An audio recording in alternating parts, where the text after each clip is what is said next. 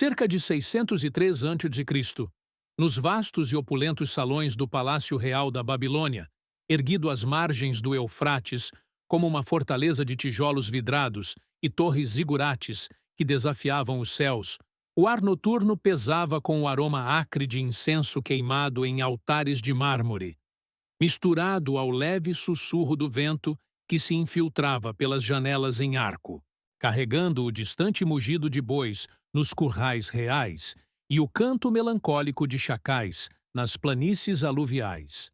O rei Nabucodonosor II, soberano de um império que se estendia como as asas de um abutre sobre terras conquistadas, jazia em sua cama colossal de ébano incrustado de ouro e lápis-lazuli, os lençóis de linho fino, agora encharcados de suor frio, que escorria em riachos gelados por sua pele bronzeada pelo sol das campanhas militares, cada poro exalando o terror primordial que apertava seu peito como as garras de um leão invisível.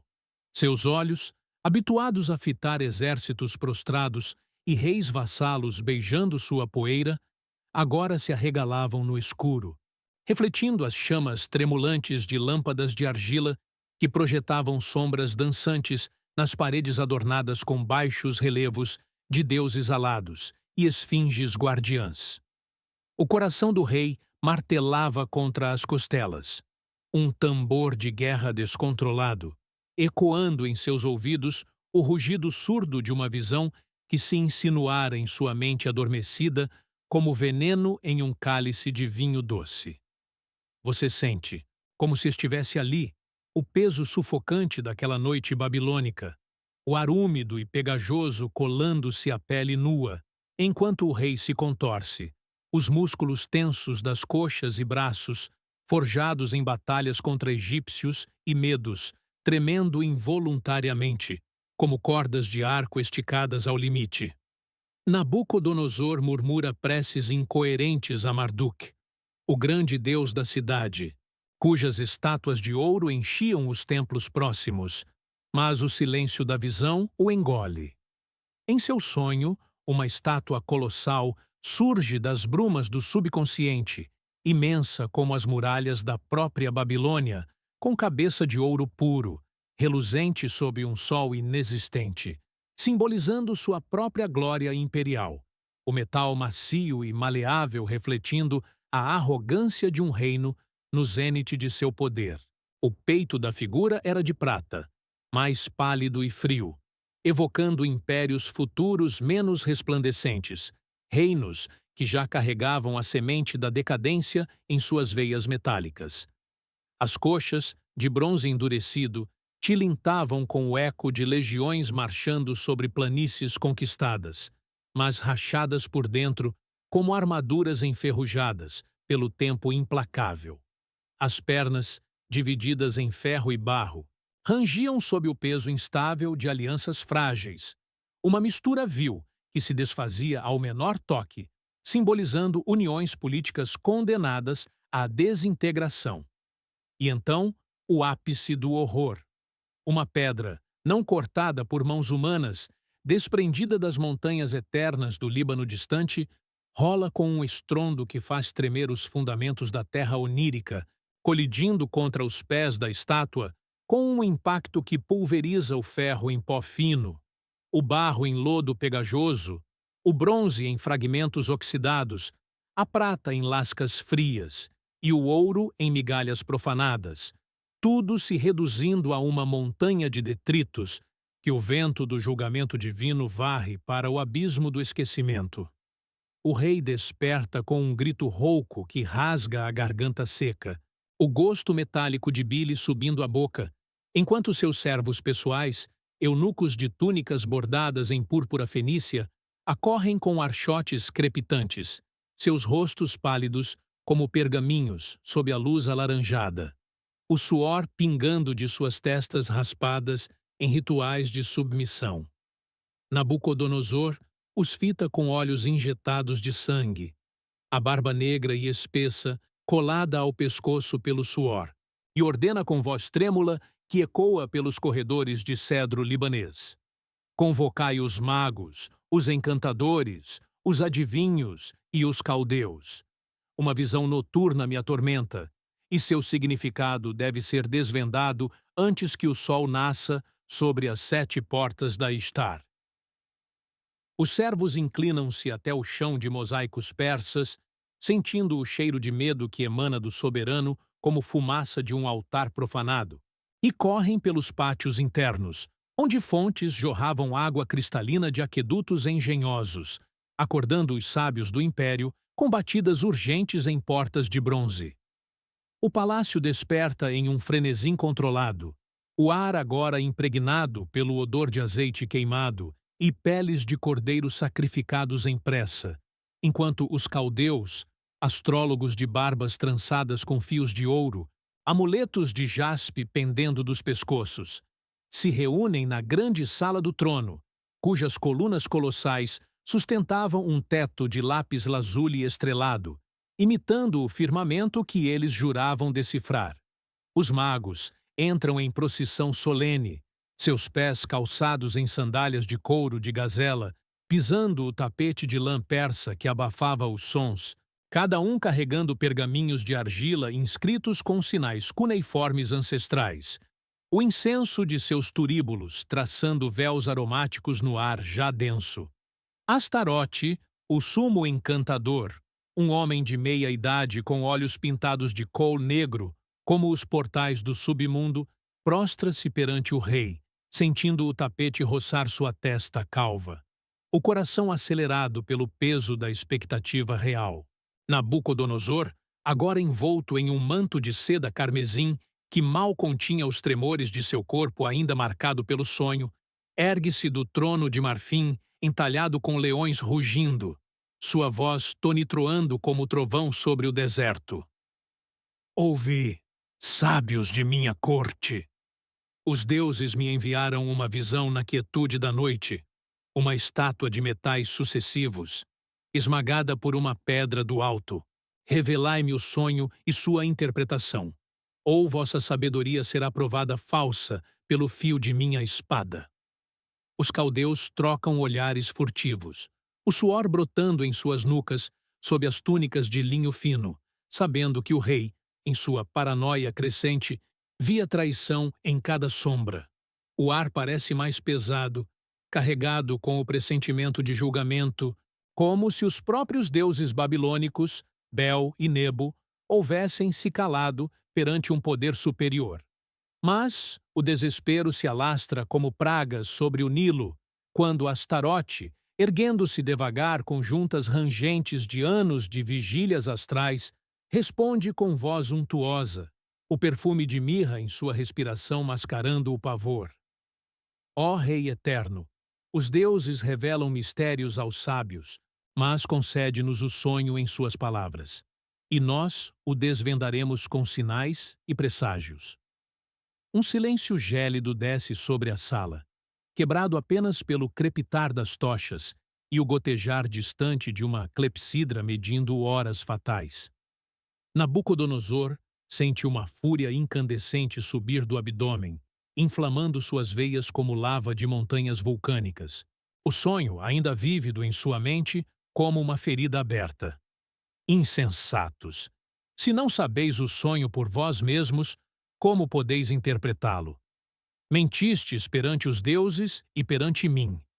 Preparai o forno e a fornalha, para que estes impostores sejam consumidos em chamas e sua cinza espalhada aos ventos do deserto. Seus guardas, hititas de espadas curvas e escudos de bronze polido, avançam com passos pesados que ecoam como martelos em bigornas, o metal tilintando contra couro endurecido, arrastando os caldeus que gritam súplicas, suas vestes rasgando-se no chão, o cheiro de urina de terror misturando-se ao incenso. Você percebe, imerso naquela cena, o fedor acre do medo humano, o calor das tochas lambendo a pele, enquanto o decreto real, selado com o anel cilíndrico do rei, ordena a execução não só dos sábios, mas de todos os conselheiros da Babilônia, uma nação intelectiva condenada por sua incapacidade de penetrar os véus divinos. Nas masmorras subterrâneas do palácio, escavadas na rocha argilosa às margens do rio, onde o ar é fétido com o mofo de paredes úmidas e o lamento ecoante de prisioneiros hebreus exilados da queda de Jerusalém 9 anos antes, Daniel, o jovem cativo de linhagem nobre, sente o tremor da terra quando o arauto real proclama o edito mortal pelos corredores de pedra gotejante. Daniel, de corpo esguio, mas olhos flamejantes como brasas de carvalho, vestindo a túnica simples de exilado tingida de índigo, ajoelha-se em sua cela exígua, o chão frio mordendo suas juntas nuas, o ar carregado de salitre e desespero alheio. Seus companheiros, Ananias, Misael e Azarias, renomeados Sadraque, Mesaque e Abed-nego pelas cortes babilônicas, reúnem-se ao redor, seus rostos iluminados pela lâmpada de óleo de gergelim que piscava como uma estrela moribunda, o suor escorrendo por testas marcadas pelas cicatrizes de treinamentos forçados na Academia dos Sábios. Irmãos, sussurra Daniel, sua voz um fio de aço em meio à tormenta. O Deus de Israel, o Eterno, que não habita em templos feitos por mãos, mas nos céus que ele mesmo teceu, revelará este mistério.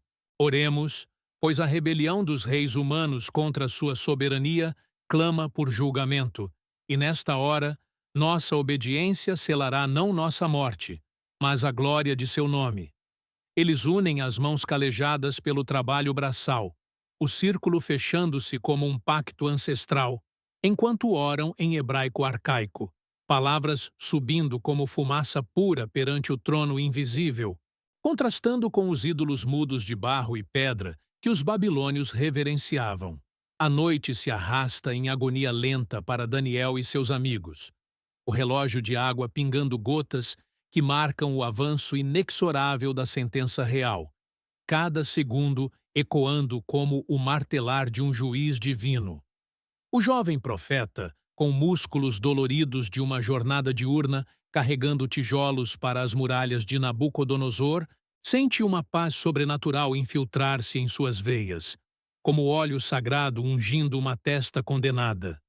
Visões inundam sua mente em transe orante, a mesma estátua colossal, mas agora ele compreende seus segredos, cabeça de ouro como Babilônia em seu apogeu, prata para o império medo-persa que viria como sucessor enfraquecido, bronze para a Grécia de Alexandre com suas falanges invencíveis, ferro para Roma com sua força bruta e instável, e a pedra, o reino messiânico de Deus, indestrutível, esmagando toda soberania humana rebelde. Lágrimas quentes escorrem pelo rosto de Daniel, salgadas como as do Jordão distante, misturando-se ao pó do chão da cela, enquanto ele murmura: Senhor dos exércitos, tua misericórdia sobre os cativos de Judá revela-se nesta profecia. O pecado da idolatria de reis selará impérios, mas teu pacto com Abraão perdurará. Ao amanhecer, quando os primeiros raios rosados do sol filtram pelas grades enferrujadas, tingindo o Eufrates de ouro líquido visível ao longe, Daniel é levado perante Arioque, o capitão da guarda real, um oficial assírio de barba oleada e armadura segmentada, cujo hálito cheirava a cebola e vinho de palmeira. Arioque, sentindo o cheiro de poeira e oração no jovem hebreu, hesita com a espada semi-desembainhada, o metal frio roçando a bainha de osso de elefante. Cativo, tua hora chegou. O rei não perdoa a ignorância dos sábios.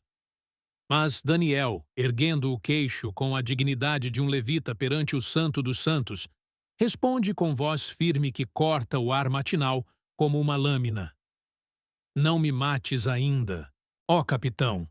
Concede-me audiência perante Nabucodonosor, pois o Deus do céu, que dá sabedoria aos sábios e revela mistérios aos humildes, desvendou o sonho ao meu espírito.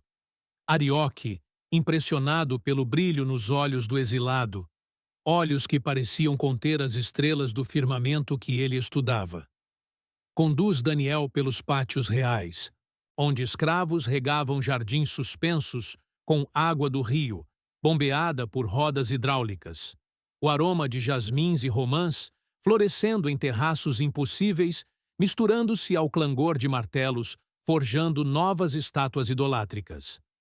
O trajeto parece eterno, cada passo de Daniel ecoando em seus músculos cansados, o sol escaldante queimando sua nuca, poeira levantando-se das sandálias gastas, enquanto pensamentos teológicos fervilham.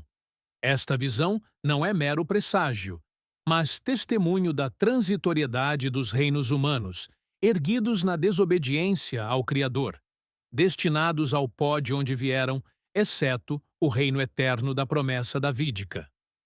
Na antecâmara do trono, guardas com lanças de ferro damasco formam uma barreira viva, seus peitos arfantes sob couraças de escamas, suor escorrendo por sulcos de cicatrizes de guerras passadas, enquanto Daniel espera, o coração pulsando em ritmo orante.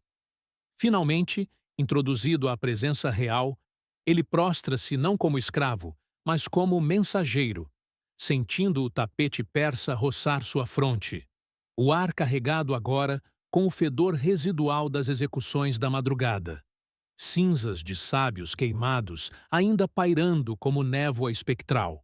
Nabucodonosor, olhos encovados pela insônia, barba desgrenhada e mãos crispadas nos braços do trono, fita o hebreu com desdém misturado a uma faísca desesperada.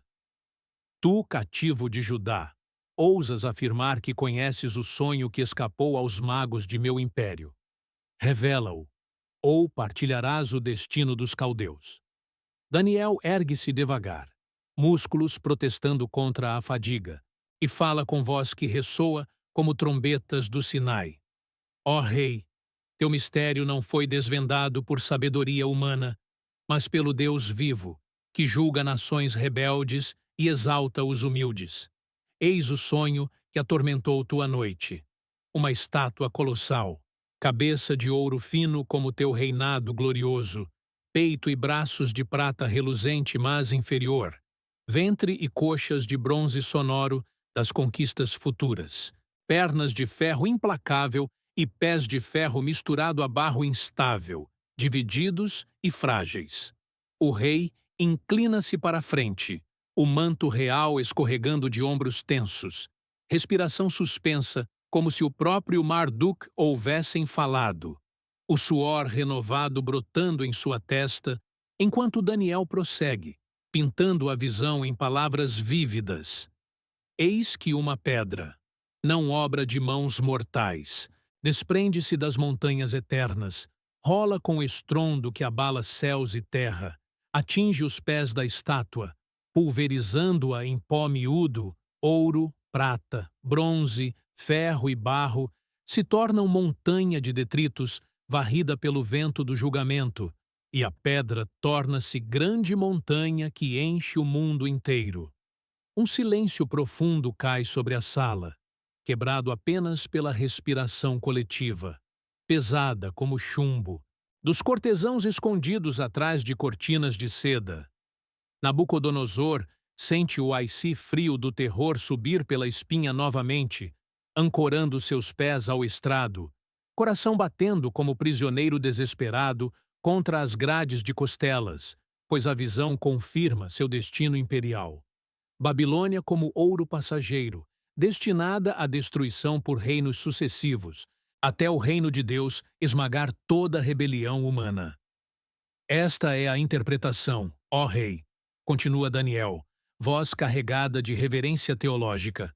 Tu és a cabeça de ouro, mas após ti surgirá outro reino inferior ao teu, depois de bronze que dominará o mundo, então de ferro que esmaga tudo, e finalmente dividido, fraco como barro e ferro misturados.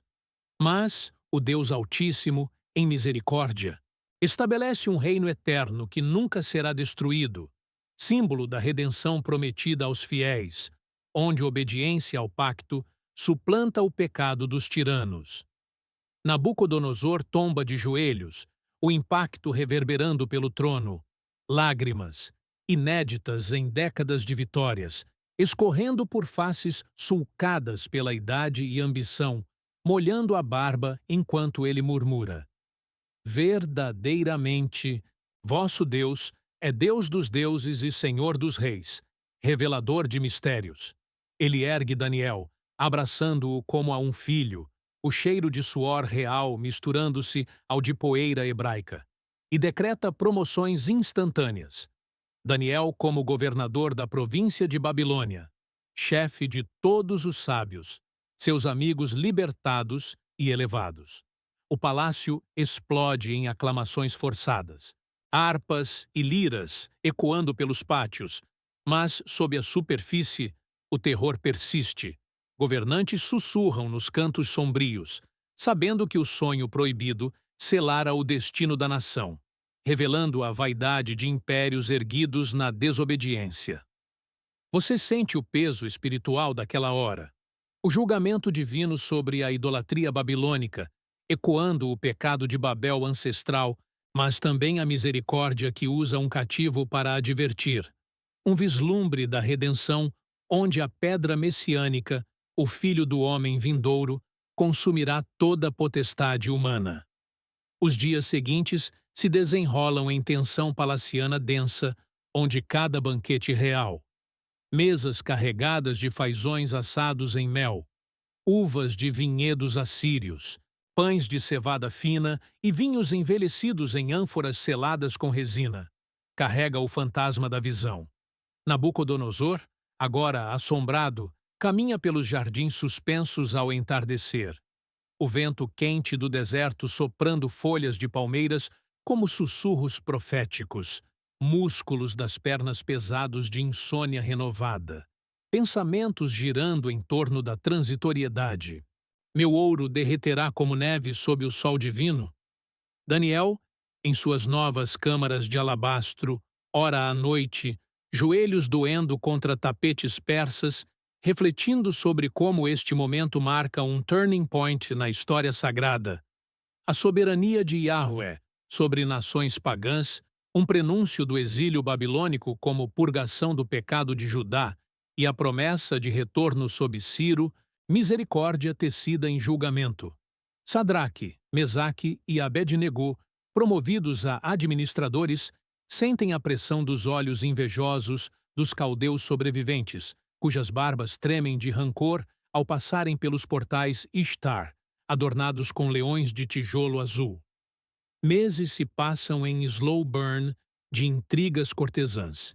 O Eufrates correndo preguiçoso sob pontes de barcos amarrados, carregando barcaças de cedro com tributos de Tiro e Sidom, enquanto o sonho permeia sonhos de nobres menores, aterrorizando-os com ecos da pedra rolando. Nabucodonosor convoca Daniel repetidamente para conselhos, sentando-se em divãs de ébano sob pavilhões de seda.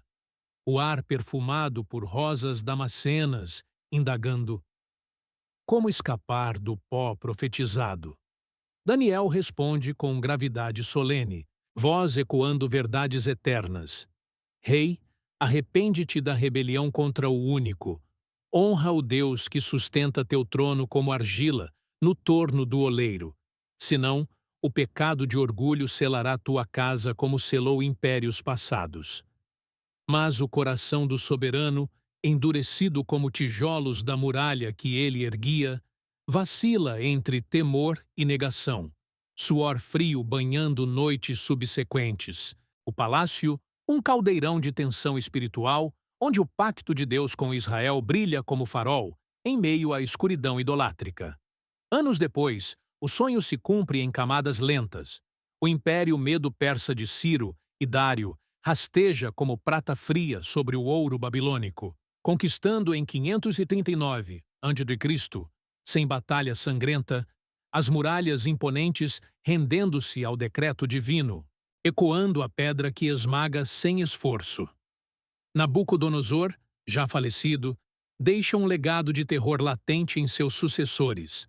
Belshazzar, bebendo em vasos do templo saqueado, vendo dedos de mão escrever na parede o veredicto final. Daniel, envelhecido mas inabalável, testemunha do exílio de Judá completado, ora nos fossos de leões futuros, sua vida um testamento vivo da visão. Obediência atrai misericórdia, rebelião atrai pó. O silêncio que segue a queda da Babilônia é profundo, o vento varrendo ruínas onde outrora ecoavam harpas. Um auê cósmico sobre as planícies, onde a pedra se ergue como montanha eterna, prometendo redenção a nações quebrantadas.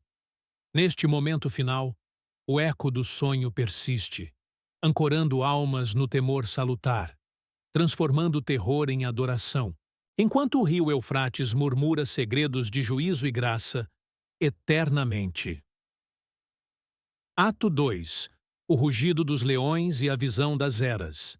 Sob o céu estrelado da Pérsia nascente, onde Dário, o medo, tece seu manto de soberania sobre as areias ainda quentes do Eufrates seco, Daniel acende como coluna de fogo em meio a príncipes satrapas.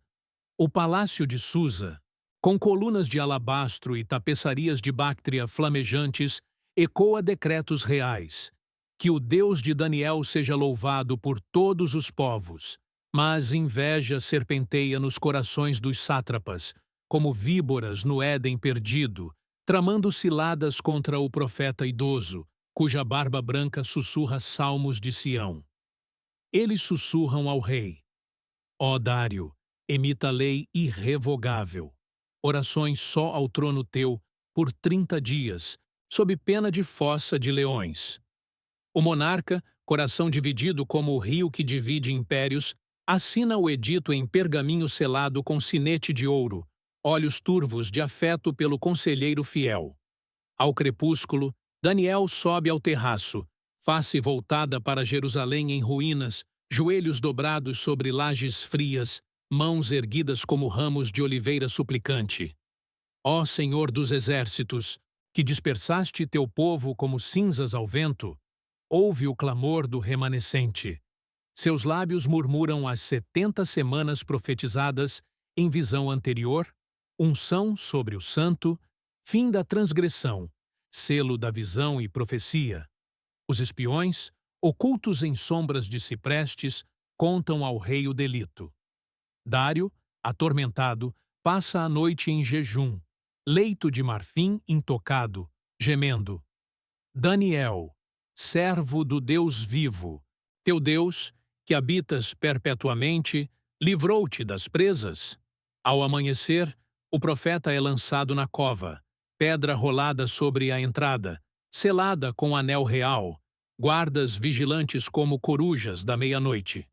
Mas o anjo desce como relâmpago silencioso, boca do leão fechada como portas de bronze, fome saciada por milagre invisível. A aurora rompe o horizonte com raios de safira, e Dário, pálido como lua minguante, ordena remover a pedra. Daniel emerge ileso, túnica imaculada, voz serena.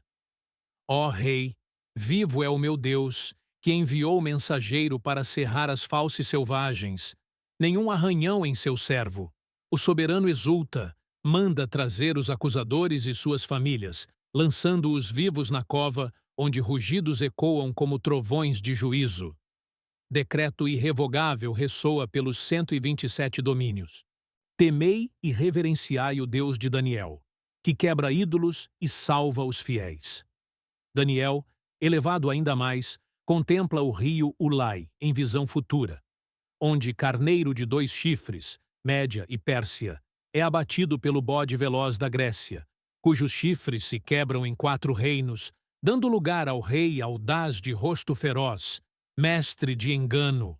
Anos fluem como águas do Tigre, Ciro, o ungido do Senhor, permite o retorno dos cativos, pedras angulares de Sião repostas sob Zorobabel, enquanto Daniel jejua 21 dias, envolto em luto por vestes de saco, face definhada pela intercessão. Ao rio Hidekel surge homem vestido de linho, cintado com ouro de Ufaz, olhos como tochas vivas, corpo como berilo, voz como tropel de exércitos. Não temas, Daniel. Desde o primeiro dia teu jejum foi ouvido nos céus. Miguel, o grande príncipe, contenderá comigo contra o príncipe da Pérsia. Visões desdobram-se em camadas de mistério. 3 reis persas, quarto rico como ninguém, atacando a Grécia. Rei do norte e sul em dança mortal de intrigas. Tempo do fim, quando o sacrifício diário cessa. Abominação desoladora erguida, sábios purificados no fogo da tribulação.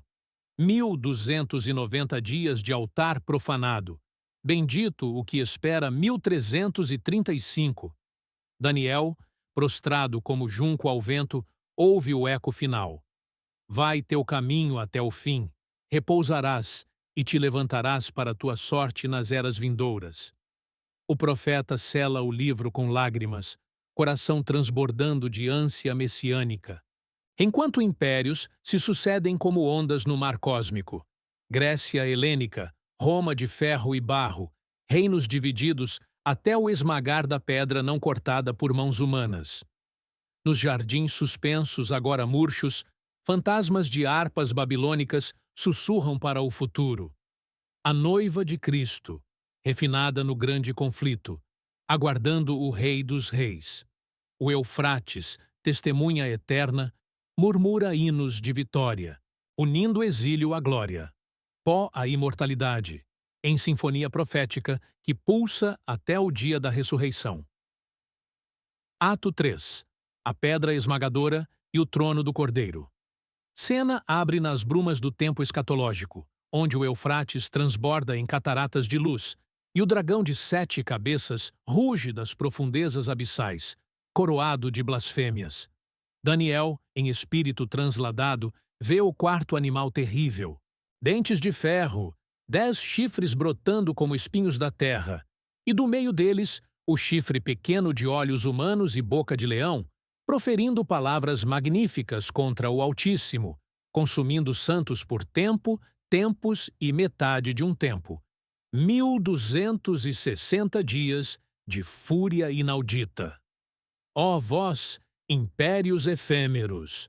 O carneiro persa Japó, o bode grego desmembrado em 4 ventos, Roma bipartida em ferro e barro argiloso, reinos europeus entrelaçados em uniões frágeis, como o gigante de Nínive.